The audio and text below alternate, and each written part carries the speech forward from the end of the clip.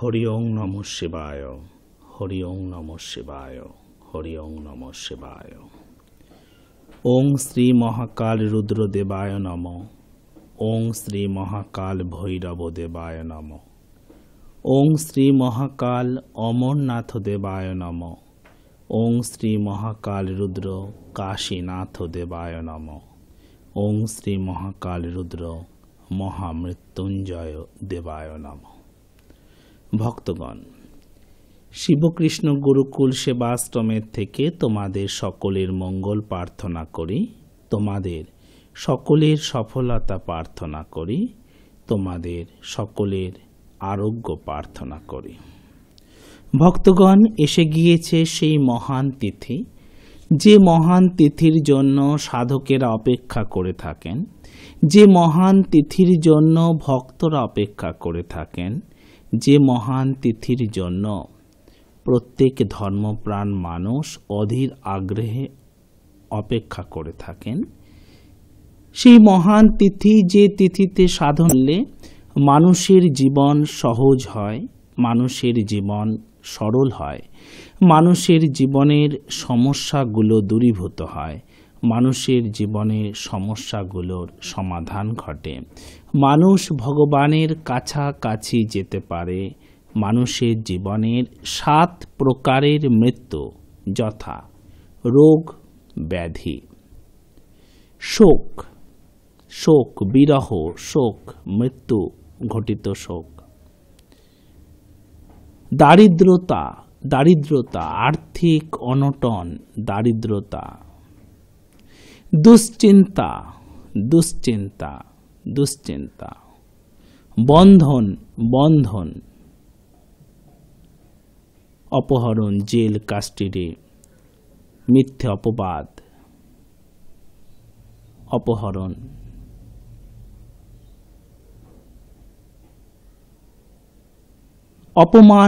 অপমান, অপযশ ইত্যাদি 7 প্রকারের মৃত্যু সম যন্ত্রণা থেকে মানুষ মুক্ত হতে পারে এই মহান তিথিতে সাধনা করে।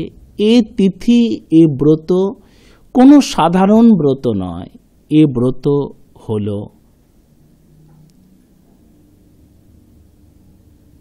মহাব্রত, শিবরাত্রির মহাব্রত। কিভাবে তোমরা এই শিব চতুর্দশী মহান ব্রতকে পালন করবে, যারা শৈব সাধনা করবে কিভাবে করবে সে সম্পর্কে বলছিলাম আমি তোমাদেরকে শিব পুরাণ থেকে পাঠ করে। যে শিব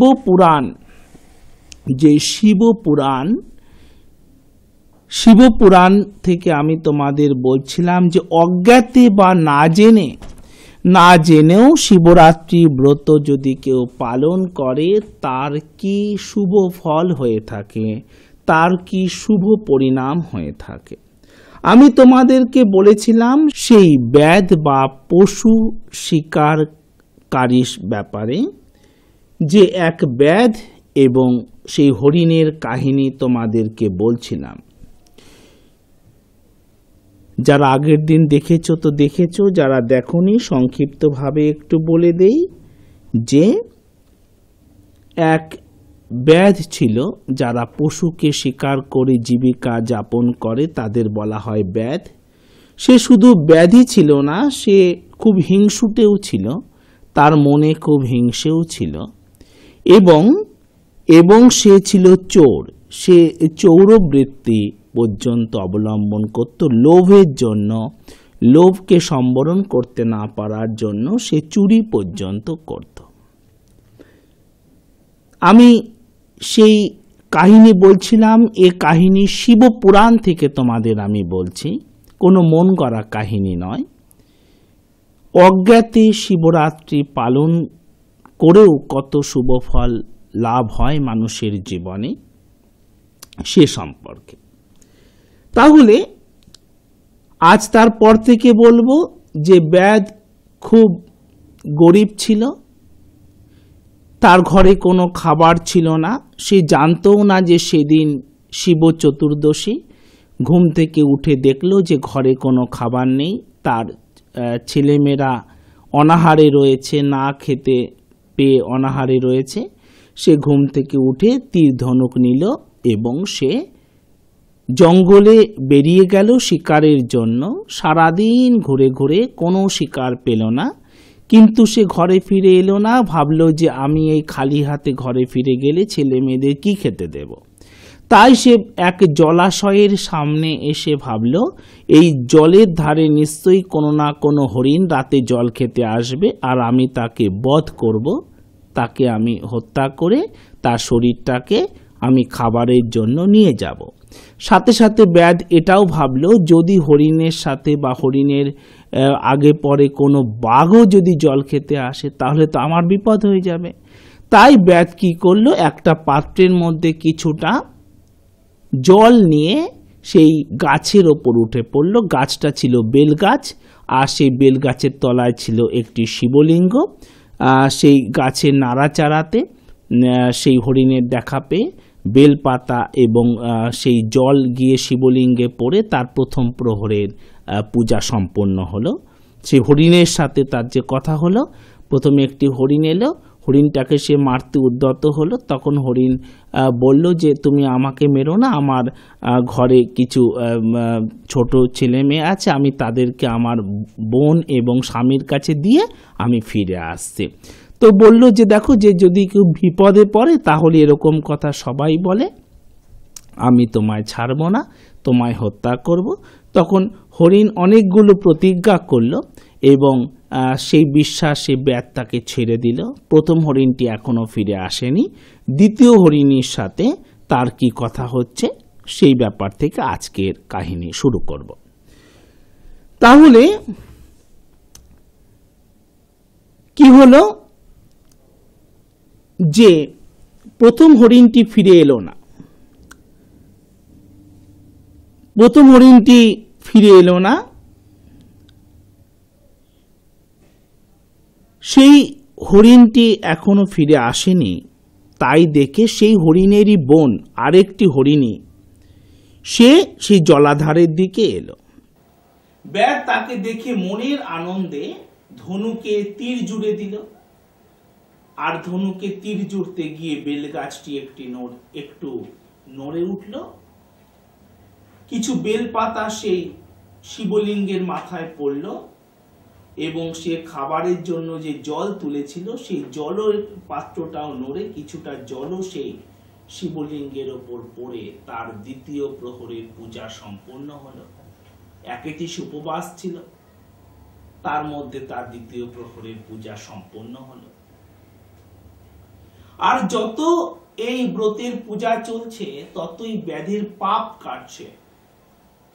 মানুষ জেনে না জেনে, জ্ঞানে অজ্ঞানে অনেক পাপ করে থাকে, তার পাপ ততই কাটছে। সেই হরিণী ব্যাধকে এই অবস্থায় দেখে জিজ্ঞেস করলো, হে বনচর, তুমি কি করছো? ব্যাধ পূর্বের মতো উত্তর দিল যে আমি তোমাকে হত্যা করব, হত্যা করে তোমার দেহ আমি নিয়ে যাব এবং আমি এবং আমার সন্তানরা ভক্ষণ করে আমাদের ক্ষুধা তৃষ্ণা মিটবে। তখন সেই হরিণী বলল, আমি ধন্য হলাম, এতদিনে আমার জীবন সফল হলো, কারণ আমার এই অনিত্য শরীর, আমার এই শরীর অন্যের উপকারে লাগবে। কিন্তু আমার ঘরে কতগুলো বালক সন্তান আছে, তুমি একটা কাজ করো, আমি তাদেরকে আমার স্বামীর কাছে রেখে আমি আসব। দ্বিতীয় হরিণীও ওই একই কথা বলল।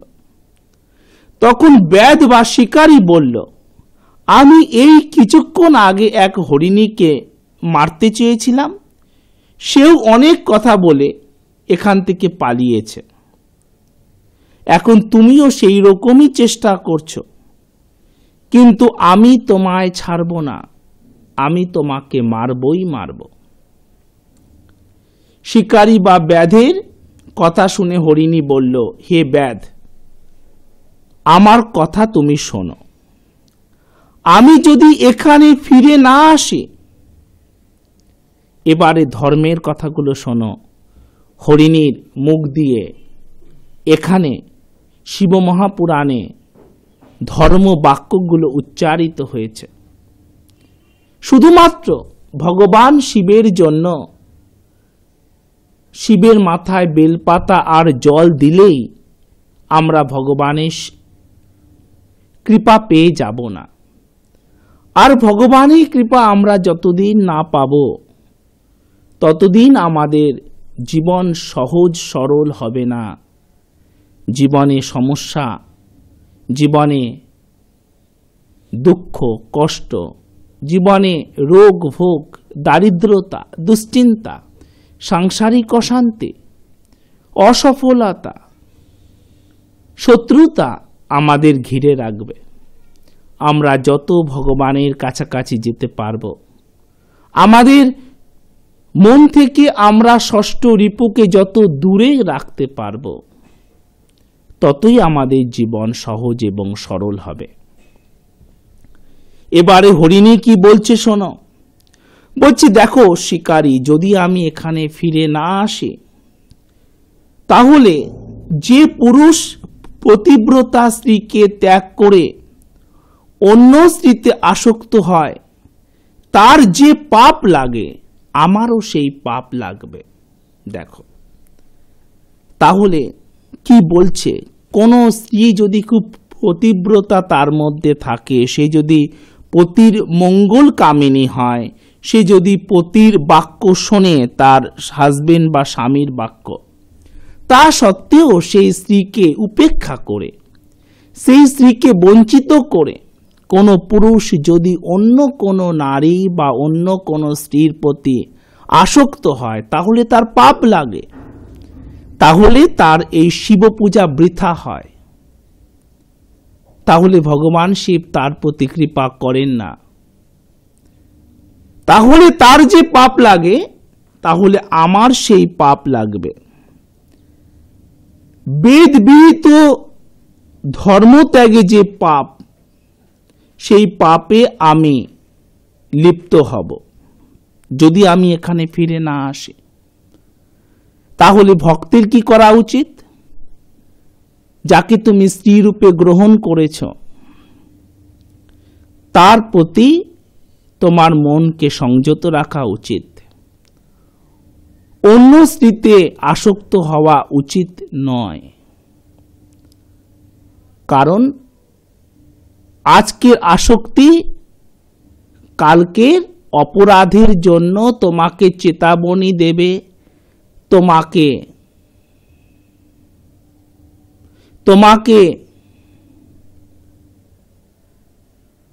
আওয়াজ দেবে, তোমাকে দস্তক দেবে।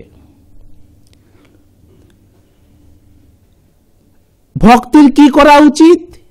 বেদে যে ধর্মের কথা বলা হয়েছে, ধর্মের যে অনুশাসনের কথা বেদে বলা হয়েছে, তা মেনে চলা উচিত।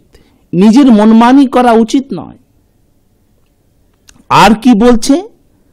হরিণী বলছে, বিষ্ণু ভক্ত হয়ে কেউ যদি শিব নিন্দা করে, তাহলে তার যে পাপ হয় আমার সেই পাপ লাগবে। কেউ যদি ভগবান বিষ্ণুর সাধক হয়, ভগবান কৃষ্ণের সাধক হয়, অথচ সে শিবের নিন্দা করছে, তাহলে সে জানেই না যে ভগবান শিব ধ্যান করছেন বিষ্ণুর, ভগবতে একে অপরের আত্মা বলা হয়েছে। তাহলে শিব মহাপুরাণে বলা হয়েছে, বিষ্ণু বলছেন যে শিব আমার কাছে সর্বাধিক প্রিয়, এমনকি লক্ষ্মী দেবীর থেকেও প্রিয়। আর শিব ভক্ত আমার কাছে তার থেকেও বেশি প্রিয়। যে শিবের মতো ধ্যান করতে পারে সে আমার কাছে খুব প্রিয়। কিন্তু যারা শাস্ত্র না জেনে শুধুই কৃষ্ণ আর বিষ্ণু বিষ্ণু করে, কিন্তু জানে না যে ভগবান সে ধ্যান যে করছেন, তো কার ধ্যান করছেন? তিনি বিষ্ণুর ধ্যান করছেন, তিনি নারায়ণের ধ্যান করছেন। আর শিব মহাপুরাণে বলা হয়েছে যে লক্ষ্মী দেবী তাকে প্রশ্ন করছেন যে কে তোমার কাছে সবথেকে বেশি প্রিয়, অর্থাৎ কার আচরণ সাধনা তোমার খুব ভালো লাগে? তো বলছেন যে শিবের সাধনা খুব ভালো লাগে। আর যদি কেউ শিবের সাধনা করেন, শিব ভগবান শিব যে ধ্যান করছেন তা খুব ভালো লাগে। আর যদি কেউ ভগবান শিবের সাধনা করেন তো সে আমার কাছে আরো প্রিয় হয়ে যায়। তো যদি কেউ না জেনে, শাস্ত্রকে না জেনে অযথা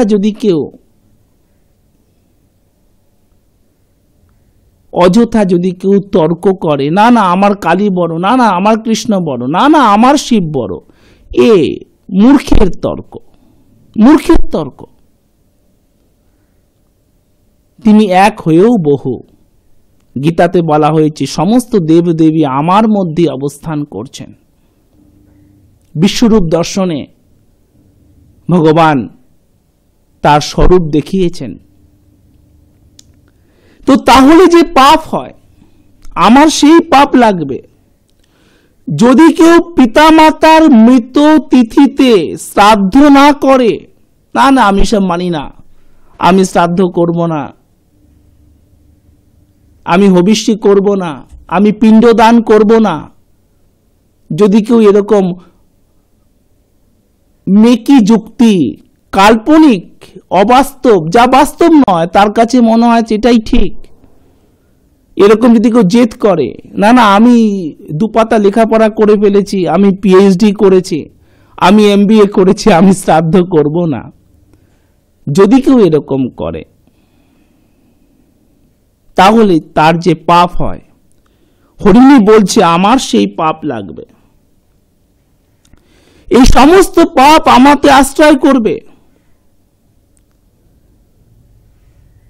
কারণ যার বাক্য লঙ্ঘন হয় তার সব পুণ্য নষ্ট হয়ে যায়।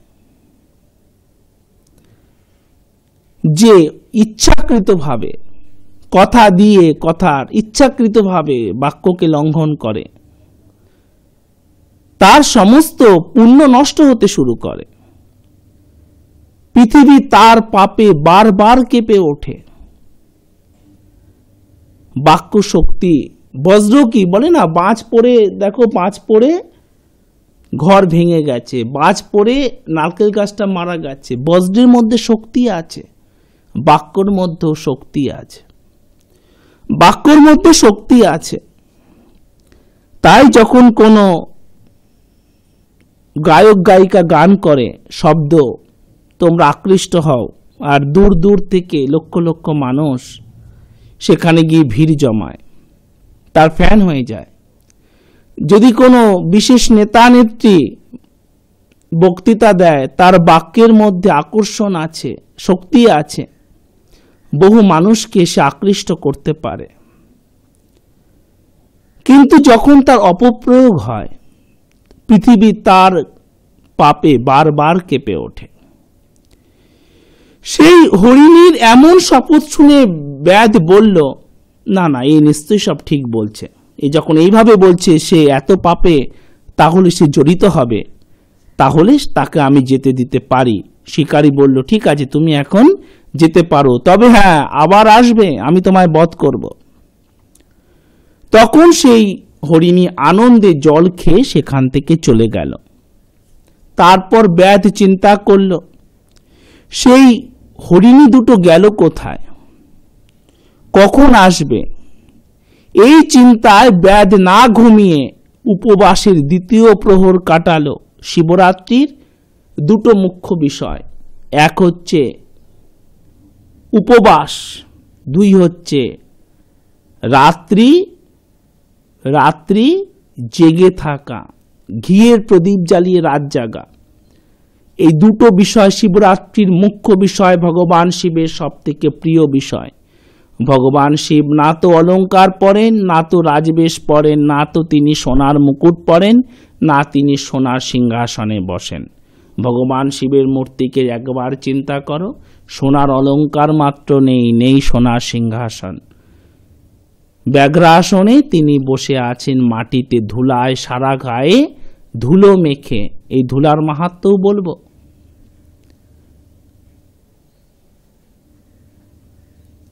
তার এগুলো কিছু প্রয়োজন নেই। তিনি সবথেকে বেশি খুশি হন যদি কেউ উপবাস করে এবং রাত্রি জেগে তার সাধনা করে, তার জপ করে। এইভাবে ব্যাধি দ্বিতীয় প্রহর কাটল। তারপর এক মৃগ, হরিণ, এবার হরিণই নয়, এক হরিণ, সেই হরিণী দুটির খোঁজ করতে সেখানে এলো। সেই হরিণটিকে দেখে, বেশ হৃষ্টপুষ্ট দেখে ব্যাধের মনে খুব আনন্দ হলো, এবার আমি বড় শিকার পেয়েছি। আর আবার সে ধনুকে তীর জুড়ে দিল। বেলগাছটি আবার নড়ে উঠল, কয়েকটা পাতার সঙ্গে একটু জলও পড়ল। এইভাবে ব্যাধির তৃতীয় প্রহরের পূজা সম্পন্ন হলো। আর পাপ কাটতে লাগলো। সে চুরি করেছে, হত্যা করেছে, অনেক পাপ লেগেছে। পাপ ভূমির থেকেও ভারী। পাপ কেমন? পাপ ভূমির থেকেও ভারী। তাই পাপ করলে আমাদের নিচ যোনি প্রাপ্ত হয়। মনুষ্য যোনি থেকে আবার আমাদের পশু, ছাগল, কীট পতঙ্গ, এমনকি নর্দমার পোকা পর্যন্ত আমরা হতে পারি। তা হয়ে আবার আমাদের জন্মাতে হতে পারে। পাপের ফলে আমরা নিচের দিকে গতি লাভ করি, আর পুণ্যের ফলে আমরা ঊর্ধ্বগতি লাভ করি, সুখ শান্তি। আর নিষ্কাম প্রেমের ফলে ভগবানের প্রতি সমস্ত কর্ম অর্পণ করলে আমরা মুক্তি লাভ করতে পারি। তখন সেই ব্যাধকে দেখে হরিণটি জিজ্ঞেস করলো, তুমি কি করছো? ব্যাধ আবার পূর্বের মতো উত্তর দিল যে সে তার শিকার করতে এসেছে, তার ঘরে সে নিজেও না খেয়ে রয়েছে এবং তার সন্তানেরাও না খেয়ে রয়েছে। তখন সেই হরিণটি বলল, আমার জীবন ধন্য হলো, সার্থক শরীর আমি ধারণ করেছি, যেহেতু আমার মাংস দ্বারা তোমাদের তৃপ্তি লাভ হবে, আমার দেহ পরের উপকারে লাগবে, না হলে তো সমস্ত জীবনই বৃথা। কিন্তু আমার কিছু কথা আছে। আমার বালকগুলোকে আমি তাদের মার কাছে রেখে আশ্বস্ত করে নিশ্চয়ই আমি ফিরে আসব। তখন ব্যাধ বলল, দেখো দেখো, ইতিপূর্বে দুটি হরিণী এই কথা বলে আমাকে কথা দিয়ে ভুলিয়ে এখান থেকে পালিয়ে গেছে। আবারও বলছে, কৃষ্ণ কেমন যার মন যেমন। ব্যাধ নিজে কি করেছে? ব্যাধ নিজে চোর এবং হিংসুটে এবং হত্যাকারী। তাই তার তৃতীয় প্রহরের পূজা হয়ে গেছে, কিন্তু এখনো তার সব পাপ কাটেনি। তাই তার মনে এরকম অবস্থা, পালিয়ে গেছে। কারণ চোর কি করে? চোর নিজে চুরি করে পালিয়ে যায়। ব্যাধ নিজে চুরি করে পালাতো, তাই তার সংস্কার এরকম রয়েছে। সে সত্যকে বিশ্বাস করতে চাইছে না। না না, কথা বলে ভুলিয়ে বালিয়ে আমাকে রেখে সে পালিয়ে গেছে। কিন্তু হরিণী দুটি পালায়নি, তারা আসবে। কিন্তু ব্যাধের মনে হচ্ছে, কারণ ব্যাধের এত দিনের যে অভ্যাস, তার যে সংস্কৃতি, তা ব্যাধ এখনো তিনটি পূজাতেও এখনো তার সেগুলো কাটেনি। বলছে, না না, আমাকে আশ্বস্ত করে তারা এখান থেকে পালিয়ে গেছে।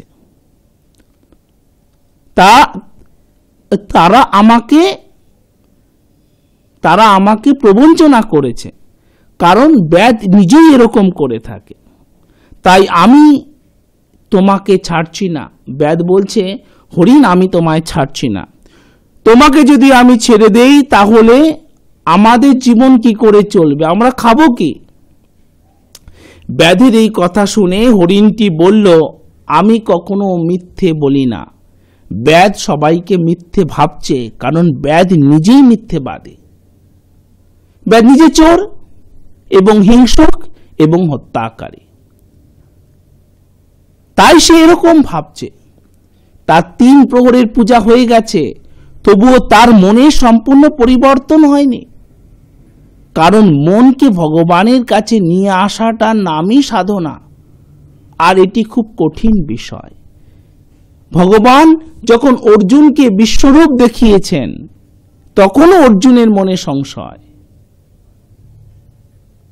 আর এ তো সামান্য ব্যাধ, একজন চোর, একজন হিংসুটে, একজন হত্যাকারী। তখন হরিণটি বলছে, দেখো আমি কখনো মিথ্যে বলি না, সমস্ত চরাচর সত্যের আশ্রয়ে চলছে, সত্য আছে বলে এখনো চলছে। হে ব্যাধ, আমি যদি তোমাকে প্রবঞ্চনা করে পুনরায় এখানে ফিরে না আসি, আমি যদি আর এখানে ফিরে না আসি, আমি যদি তোমাকে মিথ্যে কথা বলে যাই, শাস্ত্রের কথাগুলো শোনো, হরিণের মুখ দিয়ে এখানে শাস্ত্রের কথা এখানে প্রকাশিত হচ্ছে, তাহলে সন্ধ্যায় মৈথুন করলে যে পাপ হয় আমার সেই পাপ লাগবে। দেখো, শারীরিক সম্পর্কে সমস্ত জীব জগৎ নতুন জনে প্রাপ্ত হয়, নতুন শিশুর জন্ম হয়, কিন্তু পাপ ইচ্ছে হয় যদি সন্ধ্যাতে ভগবানের জন্য ধূপবাতি না দিয়ে স্বামী স্ত্রী বা কেউ যদি শারীরিক কার্যে মৈথুন কার্যে যদি লিপ্ত হয়, তাহলে পাপ লাগে। সে সংসারে শান্তি হয় না, সে সংসারে ধন থাকে না, সে সংসারে রোগ ব্যাধি চলে আসে। যারা না জেনে করেছো, এতদিন ভুল করেছো, এখন থেকে শুধরে যাও। স্বামী স্ত্রী তো রয়েছে, সারা রাত রয়েছে তোমাদের জন্য।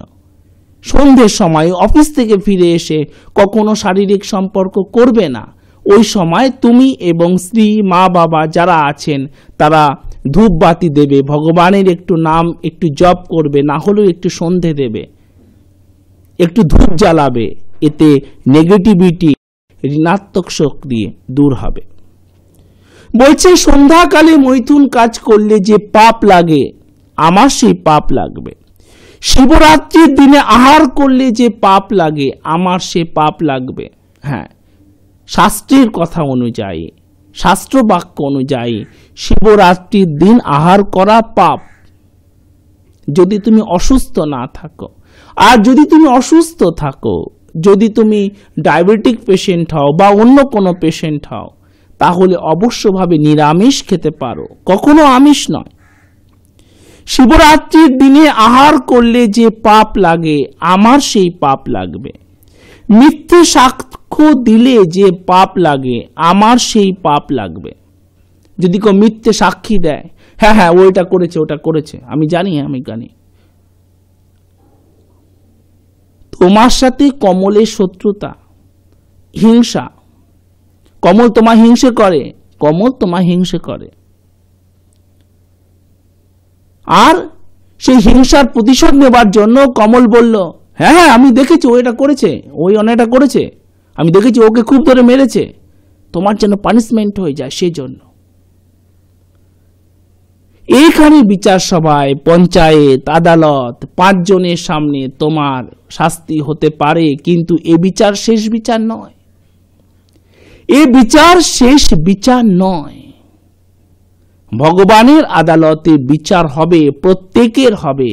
আর চিত্রগুপ্ত সমস্ত ফটোগ্রাফ রেখে দিয়েছে।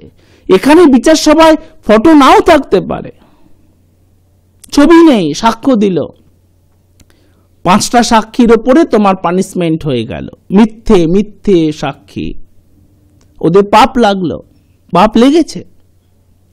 আর চিত্রগুপ্ত গুপ্তভাবে চিত্র তুলে রেখেছে, আর তার সেখানে বিচার হবে। তো যদি কেউ মিথ্যে সাক্ষী দেয়, তার যে পাপ লাগে আমার সেই পাপ লাগবে। গচ্ছিত ধন চুরি করলে যত পাপ হয় আমার সেই পাপ লাগবে। কারো রেখে দেওয়া টাকা তুমি যদি চুরি করে নাও, সম্পদ, জমি, তাহলে যে পাপ লাগে আমার সেই পাপ লাগবে। এই সকল পাপ আমার লাগবে। দ্বিজগণ সন্ধ্যা না করলে যে পাপ হয় আমার সেই পাপ লাগবে। শিব নাম উচ্চারণ না করলে যে পাপ হয়, কোথাও শিব নাম হচ্ছে, হরিনাম হচ্ছে, হরিনাম আমি করব, দূর, লজ্জা করছে, করব না, তাহলে যে পাপ লাগে আমার সে পাপ লাগবে। সক্ষম হয়েও যদি তুমি পরের জন্য উপকার না করো। আচ্ছা, একটু বলতে পারবেন এখানে এই শ্যামবাজার থেকে আরজি করটা কোন দিকে যাব? আচ্ছা, পিজি হসপিটালটা কোন দিকে যাব? সে গ্রামের লোক, সে চিকিৎসার জন্য এসেছে, তুমি জেনো ভিখারি লোক। ছাড়ো, কি বলবো, ভিখারির মতো দেখতে গরিব লোক। হ্যাঁ হাঁটা, বলবো না, জিজ্ঞেস আমি বলবো না, কথা বলবো না।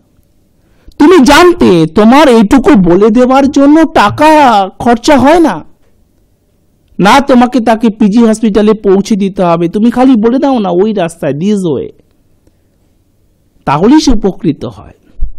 সক্ষম হওয়া সত্ত্বেও যদি তুমি কারো উপকার না করো, তাকে তোমাকে 100 টাকা দিতে হচ্ছে না, তাহলে তোমার পাপ লাগলো। তোমার যে পাপ লাগে সব শাস্ত্রের কথা এগুলো। শৈব সাধক হতে গেলে এগুলো, এই অন্যায়গুলো করলে হবে না। এই অন্যায়গুলো করলে কিন্তু ভগবান শিবের তুমি ভগবান শিবের তুমি আশীর্বাদ পাবে না। ব্রত দিনে মৈথুনকারীর যে পাপ হয়, আমার সে পাপ লাগবে। তোমার স্ত্রী দুর্গা অষ্টমী ব্রত পালন করছেন, তুমি জোর করে তার সাথে শারীরিক সম্পর্ক করলে, তার ইচ্ছে ছিল না ওই দিনে তার একটু পুজো পাঠ নিয়ে থাকার ইচ্ছে। তোমার স্বামী শিবরাত্রি ব্রত পালন করছেন, তুমি জোর করে তার সাথে তুমি একটু জোরই করলে, তুমি তার সাথে শারীরিক সম্পর্ক করলে। ব্রত দিন ভগবানের দিন, সেদিন এসবের জন্য নয়। যৌন কাজ তো দূরের কথা, যৌন চিন্তাও মাথায় আনবে না। তাহলে মৈথুনকারীর যে পাপ হয়, আমার সে পাপ লাগবে। অখাদ্য খেয়ে, যা কিছু আমাদের শাস্ত্রে খাওয়া নিষিদ্ধ, গোমাংস ইত্যাদি ইত্যাদি ইত্যাদি, এগুলো খেলে যে পাপ হয়, এই সব পাপ আমার দেহে আশ্রয় লাভ করবে। ব্যাধ এতগুলো শাস্ত্রবাক্য শুনে ফেলল, শিকারী ব্যাধ এবার তার মনের পরিবর্তন হচ্ছে। ব্যাধ হরিণীর এমন কথা শুনে বলল, ঠিক আছে তুমি যেতে পারো, তবে নিশ্চয়ই ফিরে আসবে। কারণ ব্যাধের এত কিছু করেও এখনো কিন্তু মাংস খাবার প্রবণতা যায়নি, কিন্তু শাস্ত্রবাক্য তার অনেক মনের পরিবর্তন ঘটিয়েছে। কিন্তু বলছে ফিরে আসবে, মাংসটা খাবো, তোমার মাংস খাবার এখনো ইচ্ছেটা যায়নি। তখন হরিণটি জল পান করে সেখান থেকে চলে গেল। তারপর দুটি আর ওই হরিণটি নিজেদের ঘরে মিলিত হলো। পরস্পরের কথা শুনে, যে একটি ব্যাধ আমাদের ধরেছিল ওই জলের ধারে, এই ব্যাপার আমরা কথা দিয়েছি যে আমরা তার কাছে ফিরে যাব। পরে তারা বলল, যেহেতু আমরা সত্য পাশে আবদ্ধ আছি, সত্যকে যেহেতু ছাড়িনি, কথা দিয়েছি, মিথ্যে বলে আসিনি, তাই কথাটা না রাখলে এটা মিথ্যে হয়ে যাবে। তাই আমাদের সকলেরই ব্যাধের কাছে যাওয়া উচিত। এই চিন্তা করে তারা বাচ্চাদেরকে আশ্বস্ত করে যাওয়ার জন্য উদ্যত হলো। সবাই কথা দিয়েছে যাব, কে কার বাচ্চা কার কাছে রাখবে, সব বাচ্চাদের ছেড়ে বললো তোমরা থাকো, এবার তোমরা নিজেদের মতো তোমরা জীবনটাকে তোমরা কাটাও, আমাদের যেতেই হবে। অমনি প্রথম হরিণীটি বলল, হে স্বামী, বালকরা পিতৃহীন হয়ে, পিতামাতাহীন হয়ে বাঁচবে, যেহেতু আমি আগে প্রতিজ্ঞা করেছি। প্রথম হরিণীটি বলল যে বালকরা কি পিতামাতাহীন হয়ে বাঁচবে? পিতাও থাকলো না, মাতাও থাকলো না, সবাইকে যেতে হবে। কিন্তু যেহেতু আমি আগে প্রতিজ্ঞা করেছি, তাই আমি আগে যাব, তোমরা দুজনে এখানে থাকো। তখন দ্বিতীয় হরিণীটি বলল, আমি তোমাদের দাসী, তোমরা হলো মনিব, মালিক, আমি দাসী। অতএব দাস বা দাসী প্রাণ মনিবের জন্য শাস্ত্রবাক্য শুনবে। বিশ্বাসঘাতক যদি কোনো সেবক হয় বা সেবিকা, সে অধর্ম পালন করছে, মালিকের ক্ষতি সাধন করে কখনোই শাস্ত্রের পথে তুমি চলতে পারো না। কারণ যদি তুমি মালিককে ভালোবাসো, মালিকের মঙ্গল কামনা করো, মালিকের মঙ্গল হলে তোমারও মঙ্গল হবে। তাই এখানে প্রত্যেকটি কথায় শাস্ত্রবাক্য রয়েছে। বলল আমি তোমাদের দাসী, অতএব তুমি থাকো, সুতরাং তোমরা থাকো, আমি যাই। তারপর হরিণটি বলল আমি সন্তান পালনের কিছুই জানি না, তাই তোমরা হরিণী, তোমরা স্ত্রী, তোমরা সন্তানকে দুধ খাওয়াতে পারবে, সন্তানকে পালন করতে পারবে, তাই তোমরা থাকো, আমি যাই। হরিণটির এই কথা শুনে বলল যে বিধবা হয়ে বেঁচে থাকা খুব কষ্টদায়ক। তারপর তারা সন্তানগুলিকে আশ্বস্ত করে তারা সকলেই ব্যাধের কাছে গেল। ব্যাধ তাদের পথ চেয়ে বসেছিল। এমন সময় দুটো হরিণী আর একটি হরিণকে দেখে আনন্দে ধনুক ধরে সে ধনুকে বাণ লাগালো। ব্যাধের নাড়াচাড়াতে বেলপাতা আবার ঝরে পড়ল, একটু জলও পড়ল। তার চতুর্থ প্রহরের পূজা তার অজান্তেই হয়ে গেল।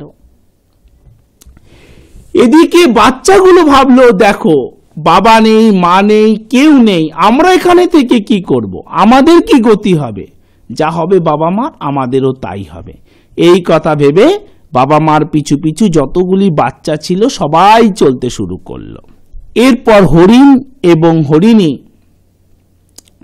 সবাই মিলে বলতে লাগলো যে ব্যাধ তুমি আমাদের বধ করো, আমাদের মাংস ভক্ষণ করো, খাও এবং বাচ্চাদের খাইয়ে আমাদের জীবন সার্থক করো। ব্যাধ তাদের কথা শুনে তো অবাক, যে এতদিন আমাকে ঘুরতে হয়েছে শিকারের পেছনে, আজ শিকার নিজেই এসে হাজির। কিন্তু ব্যাধের ততক্ষণে ব্রত পূর্ণ হয়ে গিয়েছে।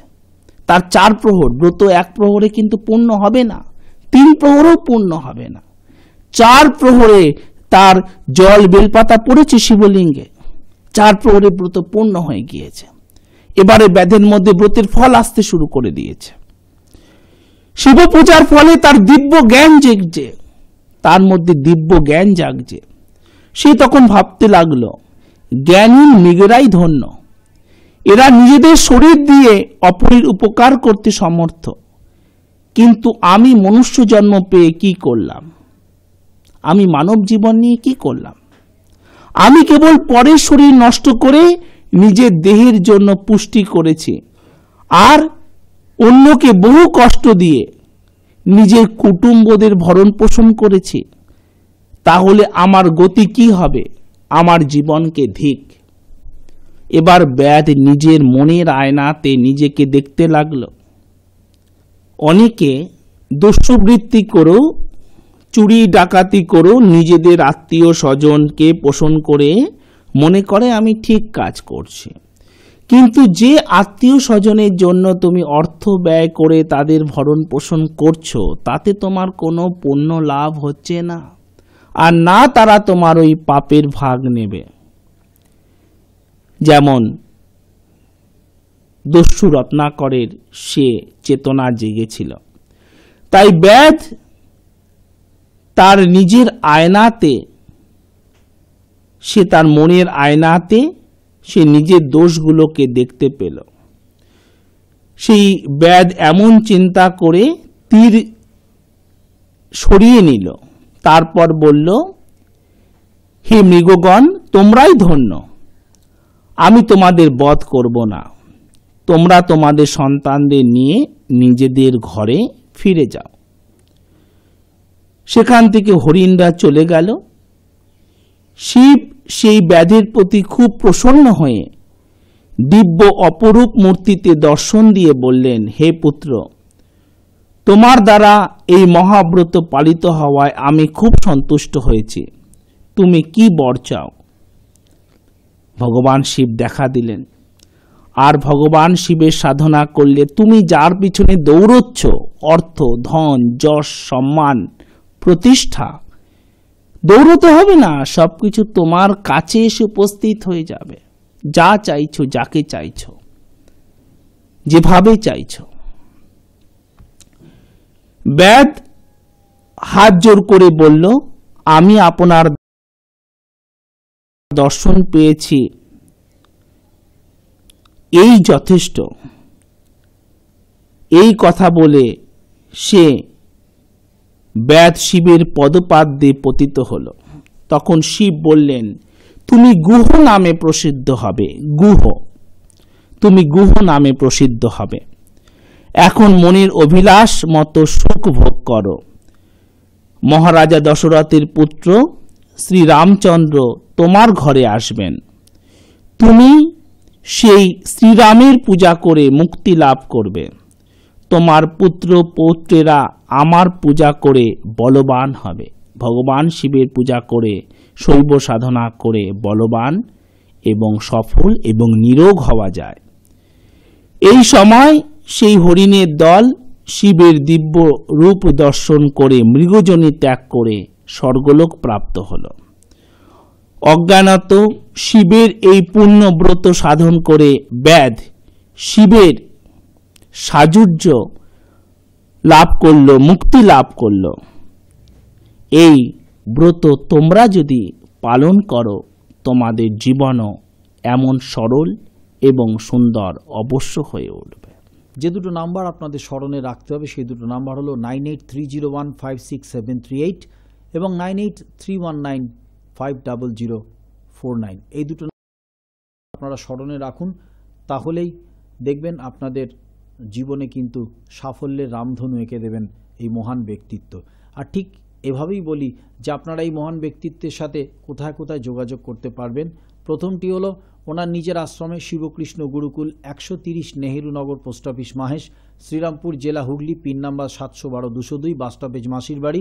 চিঠি পাঠানোর একমাত্র ঠিকানা হলো কিন্তু শিবকৃষ্ণ গুরুকুল। আরও একটি ঠিকানা কলকাতা সল্ট লেকে, Goodluck point, BD 390, sector 1, salt lake, Kolkata 64, bus stoppage BD, United bank of ইন্ডিয়ার পাশের গলি দিয়ে গিয়ে ভিআইপি সুইটস নামক একটি মিষ্টির দোকান, ঠিক তার উল্টো দিকেই ওনার চেম্বার। তৃতীয় চেম্বারটি হচ্ছে বাঁশদ্রোণীতে, টালিগঞ্জ মেট্রো স্টেশন থেকে 3টি স্টপেজ দক্ষিণে নেতাজি নগর বাস স্টপেজে এসে আপনারা অটোতে বা রিক্সায় চলে আসুন জয়শ্রী কালীতলা। সেখানে এসে দেখুন নাইস টুডে নামক একটি বিউটি পার্লার, ঠিক তার উল্টো দিকে রাগেশ্রী অ্যাপার্টমেন্ট, 147 শরৎপল্লী, রাগেশ্রী অ্যাপার্টমেন্টটি উনি বসেন।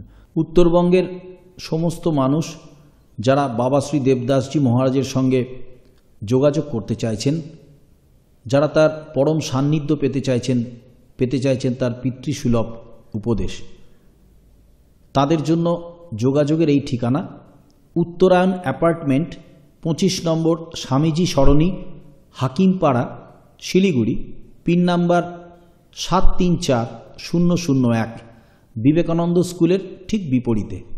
আরও একবার জানিয়ে রাখি, উত্তরায়ণ অ্যাপার্টমেন্ট, 25 নম্বর স্বামীজি সরণি, হাকিমপাড়া, শিলিগুড়ি, পিন নাম্বার 734001, বিবেকানন্দ স্কুলের ঠিক বিপরীতে।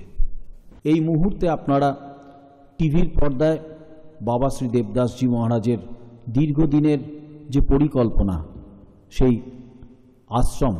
আশ্রমের রূপরেখা আপনারা দেখতে পাচ্ছেন।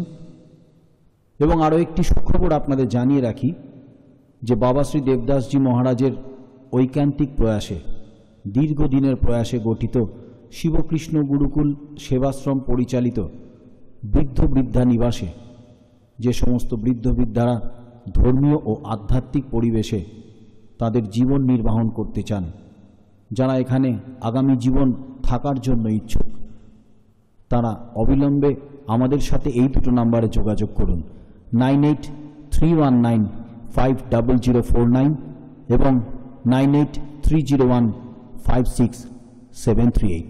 আরও একবার আপনাদের জানিয়ে রাখি যে আশ্রমের রূপরেখা আপনারা এই মুহূর্তে টিভির পর্দায় দেখছেন, সেটি গঠিত হচ্ছে হুগলি জেলার চোচড়োর সুগন্ধাতে। ঠিকানাটা এরকম, চোচড়ো স্টেশন থেকে আপনারা যে কোনো যানবাহনে চলে আসবেন সুগন্ধা মোড়ে।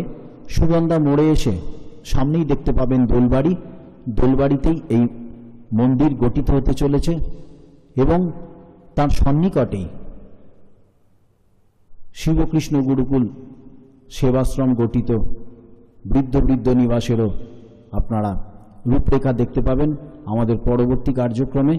এবং আরও যারা বিশদভাবে জানতে চান তারা অবিলম্বে আমাদের সাথে যোগাযোগ করুন এই দুটো নাম্বারে 9831950049 এবং 9830156738। আপনাদের আমাদের ওয়েবসাইটের ঠিকানাটা জানিয়ে রাখি www.babadevdas.com www.babadevdas.com। এবং পরিশেষে বলি, এই আশ্রমের আরও পরিপূর্ণতার জন্য আপনাদের সকলের যারা এই অনুষ্ঠানে নিয়মিত চোখ রাখেন বা বাবা শ্রী দেবদাসজি মহারাজের সমস্ত শুভানুদ্দায়ী ভক্ত শিষ্যদের ঐকান্তিক সহযোগিতা আমরা কামনা করি। কিভাবে এই ব্রত পালন করবে এবং তোমাদেরকে বলবো শিবপুরাণ থেকে যে ভগবান শিবের সমস্ত শরীরে ভস্ম মাখা কেমন এই অনুষ্ঠানগুলো তোমরা দেখতে পাবে শিবরাত্রি উপলক্ষে এক্সট্রা অনুষ্ঠানগুলো। সকলে ভালো থাকো।